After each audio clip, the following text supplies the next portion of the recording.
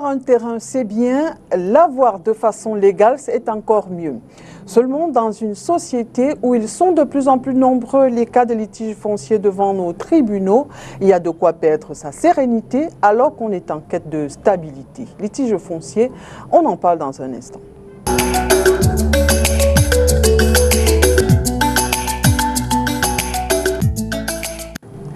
Mesdames et messieurs, bienvenue. L'émission C'est tout droit. Le programme se propose d'apporter des réponses aux questions de société à travers le regard des hommes de loi. Vous l'avez compris, on parle de litige foncier ce soir. Alors, comment ne pas se faire arnaquer lorsqu'on veut acheter un terrain?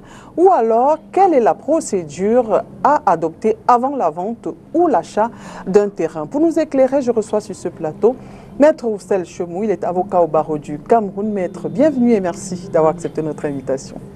Merci beaucoup pour l'invitation. Bonsoir à vos millions de téléspectateurs. C'est un privilège d'être parmi vous. Mesdames et messieurs, pour planter le décor, je vous propose de regarder cet élément et nous revenons juste après. La double vente de terrain au Cameroun, c'est un fléau qui mine le dehors, le Cameroun en général, mais qui n'est pas appréciable. On ne peut pas apprécier cela parce que quand on vend, on a vendu. Il est inadmissible qu'un vend un terrain et quelques jours, quelques années après, il revend une autre personne. Et l'État accorde. Parce que les gens viennent avec les doubles titres fonciers authentiques. On ne sait pas où ils sont avec. Comment on peut établir deux titres fonciers authentiques à deux personnes pour un même terrain? Oui, je pense que c'est dangereux pour la population. Oui, c'est pas une très bonne chose. Vous avez été victime? Non, je connais quand même un voisin qui a été victime. Qu'est-ce qui s'est passé? Bon, l'affaire est toujours...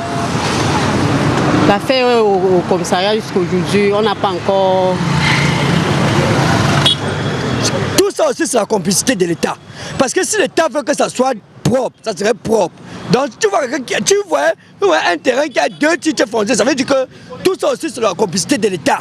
Oui, le constat est vraiment criard. Dans la ville de Douala, nous constatons que à tous les niveaux, dans tous les quartiers, dans toutes les zones, il y a beaucoup de double ventes. Donc il faudrait que les autorités y mettent un accent particulier par rapport à ça. C'est d'abord fait pour les malhonnêtes. C'est fait pour les malhonnêtes parce qu'un citoyen conscient et normal, je pense qu'il devrait avoir peur du retour de ce genre de choses-là. Donc honnêtement, pour moi, c'est un peu important. Mais ce qui est là, c'est que l'État doit prendre le devant. Parce que si on décide qu'aucune vente ne se fera sans un notaire, je pense qu'on va réduire les doubles ventes de terrain. Donc si l'État prend le devant des choses, il n'y aura plus ce genre de choses-là. Je crois que c'est toute une chaîne. Il y a plusieurs acteurs qui ont leur part de responsabilité dans cette affaire. Il y a le consommateur, c'est-à-dire l'acheteur, mais qui ne demande qu'à avoir un petit espace pour loger sa famille, qui des fois n'entreprend pas toutes les démarches nécessaires, ne prend pas toutes les précautions nécessaires pour vérifier qui est la qualité de ses interlocuteurs. Ça, c'est une chose. La deuxième chose, c'est les personnes qui ont la charge de gérer les affaires publiques, qui doivent faire leur travail. Vraiment, je pense que si tout se régule à ce niveau, il y aura très peu de difficultés auxquelles les usagers seront confrontés. Je vais vous raconter une petite anecdote personnelle. Lorsqu'il m'arrive d'acheter un lopin titré, doté d'un permis de bâtir R+2 dans la ville de Douala, il y a quelques années aujourd'hui, et que dans la procédure de la mutation, je me retrouve buté à une difficulté. On me délivre un certificat d'urbanisme avec une mention portée dessus, terrain non constructible. Et s'il vous plaît, ce document était signé de la même main de l'autorité qui avait signé le permis de bâtir, qui accompagnait la paperasse que le vendeur m'avait délivrée au moment de l'achat du terrain. Ça fait froid au dos. Très bien, maître. Nous voilà bien imprégnés. Je voudrais quand même préciser qu'au regard de l'importance de ce thème et de son impact dans notre société, vous serez d'accord avec moi qu'on le fasse en deux parties? Je suis tout oui. D'accord. Alors dites-nous, quel préalable pour obtenir ou pour vendre de façon légale un lopin de terre? Alors, pour vendre un lopin de terre, et bien évidemment en parlant de vente et l'acquisition, il faut d'abord identifier les acteurs. Ça veut dire celui qui vend, est-ce qu'il est le propriétaire? Et pour le faire, généralement, il faut avoir recours à l'homme de l'art. Ce n'est pas un hasard si la législation au Cameroun exige qu'on se refait, qu'on aille chez le notaire pour effectuer une opération ou une transaction immobilière. Parce que le notaire pourra faire des vérifications avec le cadastre pour s'assurer qu'effectivement ce terrain appartient, par exemple, à Orient qui veut le vendre. Autre chose, il faut aussi identifier la nature, le type de terrain. Est-ce que c'est un terrain qui a fait l'objet d'une appropriation privée, ça veut dire un titre foncier? Est-ce que c'est un terrain qui fait partie du domaine national? Est-ce que c'est un terrain qui fait partie du domaine privé de l'État? Est-ce que c'est un terrain qui fait partie du domaine public? Voilà les préalables dont il faut s'entourer. Le premier conseil, c'est d'abord d'avoir, lorsqu'on a un terrain qu'on a identifié, c'est d'entrer en pourparlers avec le vendeur pour voir s'il est vraiment qui produit les documents qui attestent qu'il est le propriétaire du terrain et de se rapprocher immédiatement d'un notaire qui va effectuer les diligences dans ce sens. Et si on a également les moyens, on peut avoir recourir ou requérir les services d'un avocat. D'accord, mais vous venez de dire domaine national, domaine privé de l'État, domaine public. Oui. Qu'est-ce qui... Alors, il y a plusieurs types de terrains. Et en fonction du terrain, les ventes varient, les procédures varient.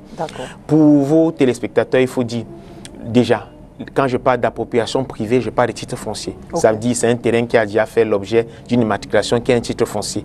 Donc quelqu'un qui a un terrain immatriculé, il vend à une autre personne. Domaine national, c'est quoi le domaine national?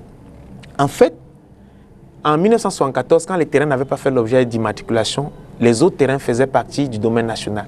Quand vous lisez les régimes fonciers, les décrets sur le régime foncier et le régime domanial, on vous dit que le domaine national fait partie du domaine national. Les terrains qui n'ont pas été classés dans le domaine public de l'État, dans les domaines privés de l'État, ou qui n'a pas fait l'objet d'immatriculation privée.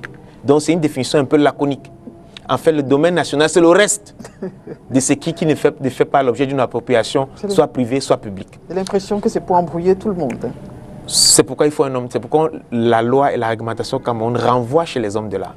Le domaine privé de l'État, c'est le domaine qui appartient à l'État, qui fait l'objet d'une immatriculation. C'est un terrain immatriculé qui est un titre foncier dont le propriétaire est l'État. Le domaine public maintenant, c'est une autre classe aussi de terrain qui fait l'objet généralement d'affectation. Le domaine public, c'est un terrain qui est affecté soit à l'usage du public, soit affecté à un service public. Je prends un cas, le marché peut faire partie du domaine public de la commune, les espaces verts, l'aéroport par exemple.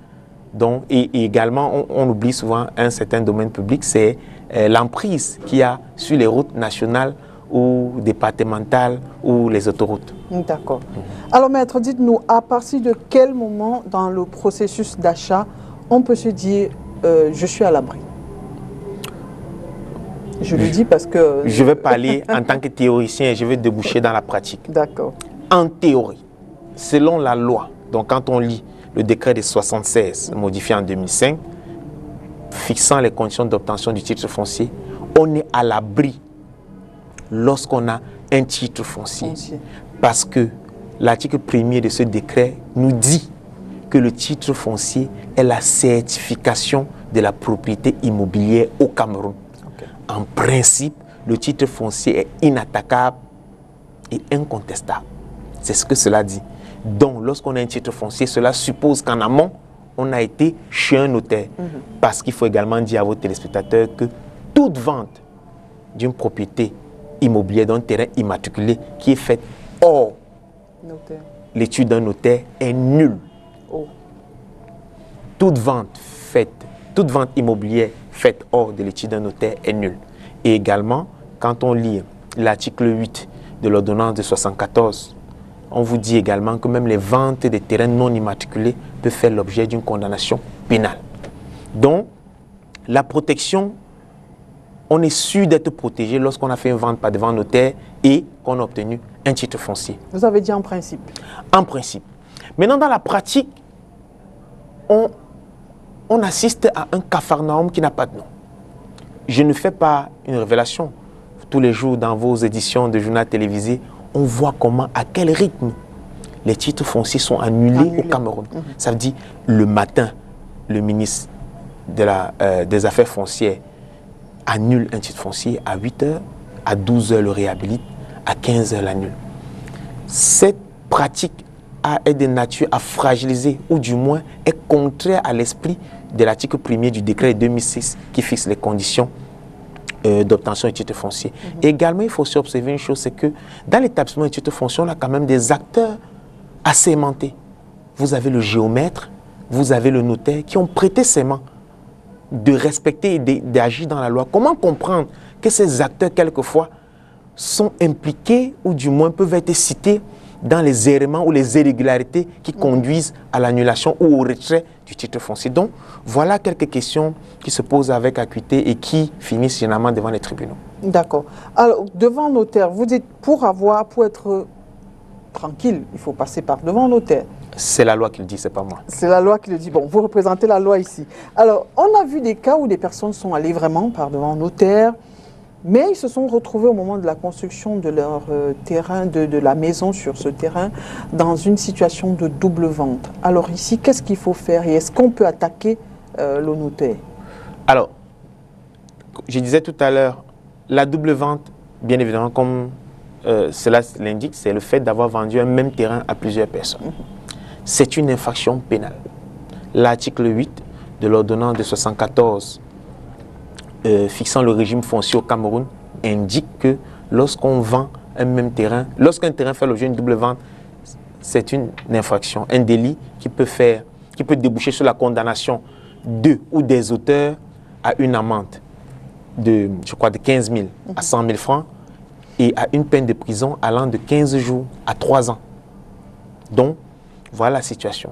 Maintenant, si dans le cadre d'une double vente, le notaire est impliqué, déjà il faut comprendre, le notaire est un officier public. Ça veut dire que l'État ne peut pas être partout. Pour accomplir certaines opérations, l'État délègue ses pouvoirs à des institutions ou à des autorités ou à des personnes physiques. Et c'est le cas du notaire en matière de transactions immobilières. L'État dit aux citoyens, allez devant cette autorité assermentée qui a prêté serment pour vous assurer de la régularité et de l'authenticité de la transaction que vous aurez effectuée. Donc c'est un statut qui pèse lourd sur le notaire. Si le notaire est impliqué dans un acte de faux qui a débouché à une double vente, il peut faire l'objet de sanctions, de poursuites pénales si les faits sont avérés. Ça veut dire si les éléments matériels intentionnels sont réunis, il peut faire l'objet de poursuites pénales. Et la peine du notaire est grave parce qu'il faut savoir, lorsqu'on lit l'article 131 du Code pénal, le statut d'officier public du notaire a pour conséquence une circonstance aggravante de sa peine. Okay. Donc ça veut dire généralement les peines sont doublées. Et je prends le cas d'une infraction par exemple, si vous avez remis de l'argent à un notaire et qu'il ne fait pas ce pourquoi il devait faire, il peut être poursuivi pour abus de confiance aggravé et vous avez des peines qui s'envolent de 10 à 20 ans. Très bien. Alors, dans le cas de double vente, moi j'ai envie de savoir, finalement, le terrain est vendu à 2 personnes. À qui il appartient? Au propriétaire? Au premier acheteur, à qui? Alors, prenons le cas d'un terrain qui est immatriculé. Le propriétaire, par devant notaire, vend à une personne.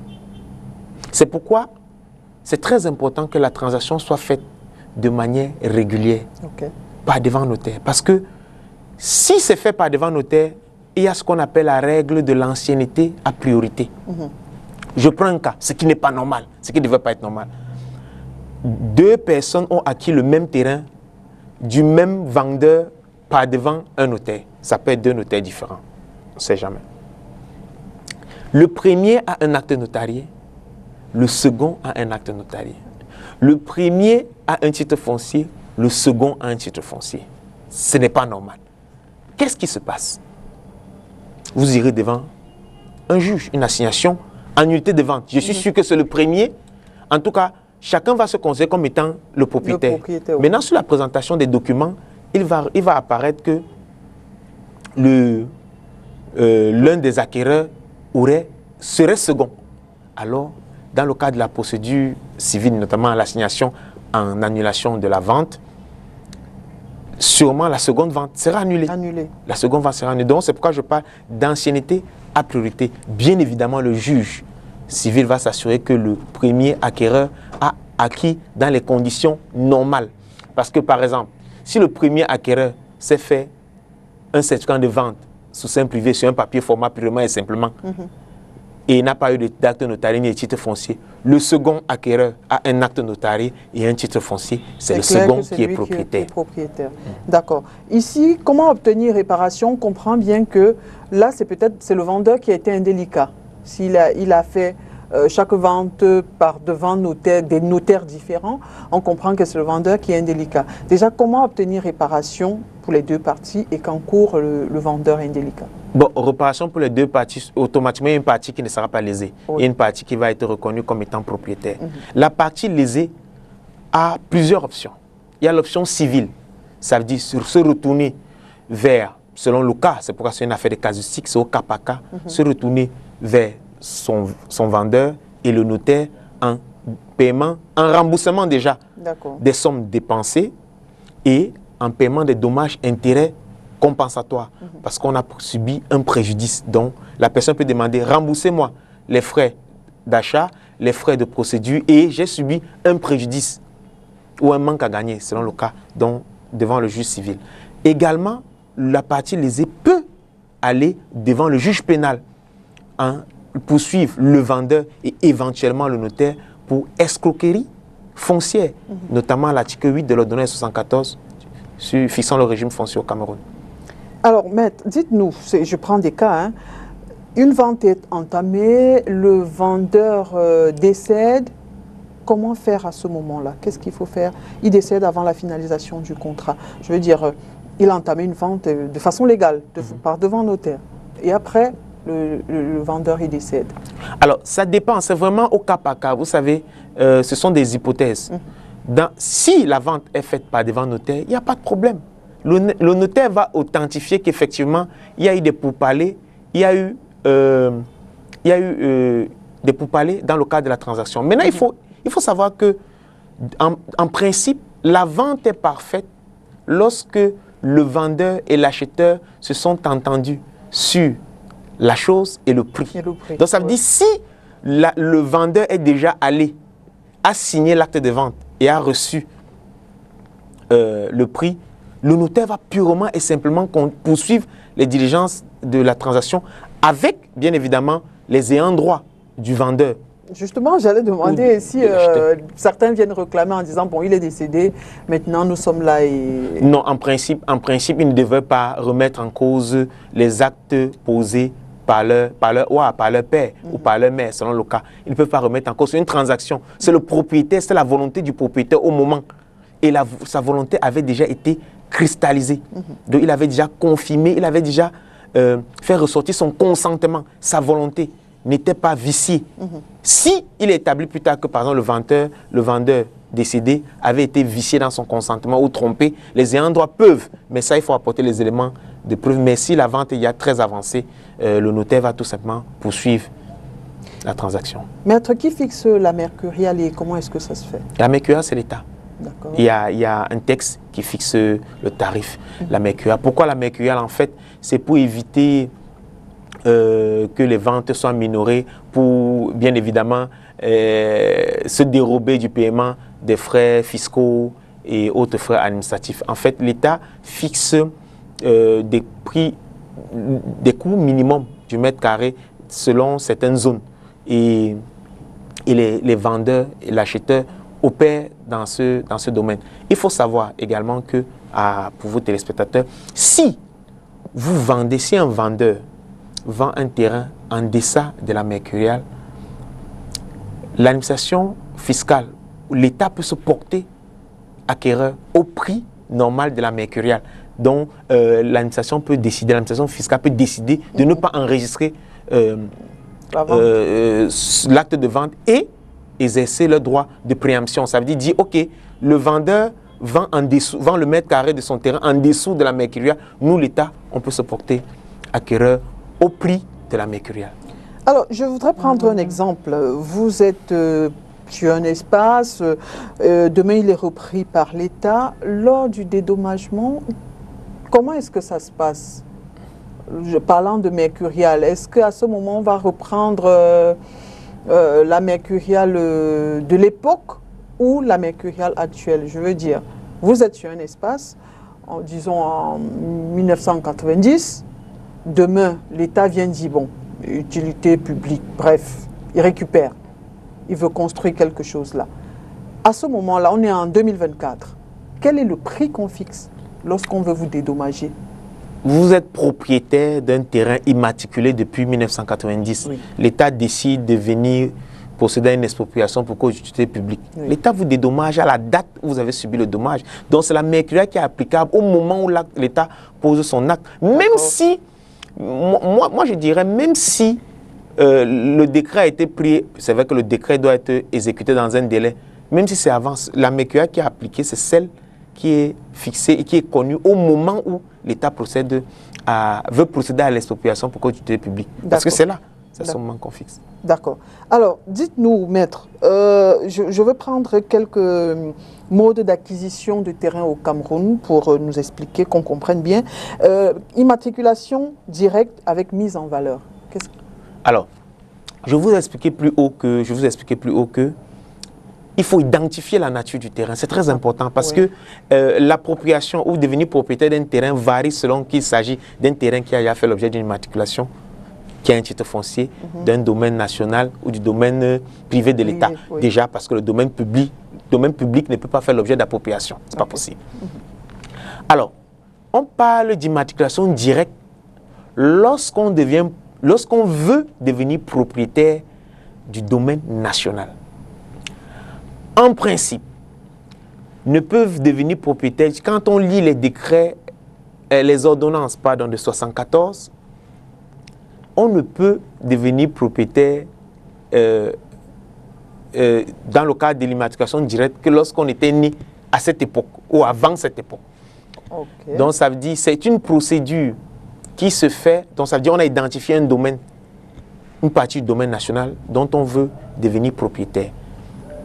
Pour des raisons, l'ordonnance fixant la gestion du domaine national dit que c'est dans le cadre des investissements à caractère social, culturel ou économique. C'est pourquoi on parle de mise en valeur. Okay. Ça veut dire que vous faites une demande adressée à l'État. Généralement, ça varie. Si le terrain se trouve dans un département, ça va être adressé au préfet. Et il y a toute une procédure qui se met en place avec la commission consultative qui va identifier votre demande, la valeur, le croquis du terrain, l'investissement projeté. Et il y a toute une procédure qui se fait. Vous pouvez obtenir une concession provisoire avant d'avoir une concession définitive. Et il faut varier selon que le terrain est la superficie inférieure à 50 hectares, ce sera le ministre des Domaines. Si c'est au-delà de 50 hectares, ce sera le chef de l'État. D'accord. Morcellement d'un titre foncier existant.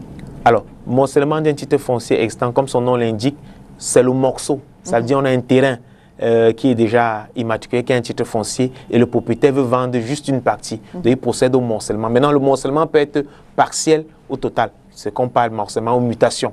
C'est la même chose. Donc, le morcellement, le propriétaire peut décider de morceler une partie. Donc, ça veut dire faire une mutation partielle. D'ailleurs, vous vendez juste une partie par devant un notaire et après, vous avez un titre foncier. On parle généralement d'un titre foncier dérivé d'un titre foncier mère. Et il y a des cas également où le propriétaire peut décider de vendre totalement son terrain. On parle de mutation totale. Alors, parlez-nous de la nullité à quel moment est-ce qu'on parle de la nullité du titre foncier? Alors, la nullité, c'est d'abord quoi? La nullité est une sanction qui frappe tout acte qui ne respecte pas les règles de formation. Donc les règles de formation, ça peut être des conditions de forme ou de fond. Donc lorsque les conditions de forme ou de fond de l'établissement d'un acte ne sont pas respectées, la sanction, c'est la nullité. S'agissant du titre foncier, le décret de 1976, modifié en 2005, fixant les conditions d'obtention du titre foncier, dit à son article 2 que le titre foncier peut être nul s'il ne respecte pas certaines conditions. Vous avez par exemple, on voit un titre foncier, un terrain qui a 2 titres fonciers. Ce n'est pas possible, donc c'est une condition de nullité. Un terrain qui n'a pas respecté les conditions de forme exigées par la loi, par exemple la procédure, procès verbal, les procès verbaux, les actes ne sont pas signés par un géomètre assermenté, ainsi de suite. Donc, généralement, le titre foncier est annulé lorsque les règles fixées par la loi ne sont pas respectées. Et c'est pourquoi la transaction immobilière on vous oblige d'aller devant un homme de l'art, notamment le notaire, pour qu'il vérifie tous ces préalables. Par exemple, le titre foncier sera nul parce que le propriétaire, celui qui vous a vendu le terrain n'était pas le propriétaire ou était un seul copropriétaire en l'absence de l'autre. Donc il y a plusieurs cas de figure. Merci beaucoup, maître. On va refermer cette première partie sur ce sujet. Vous êtes d'accord avec moi qu'on fera le thème sur les litiges fonciers en 2 parties. Alors, merci beaucoup pour ces réponses. Et nous poursuivons. Surtout, on va toujours focaliser sur les titres fonciers. Vous êtes d'accord avec moi? Je suis votre homme.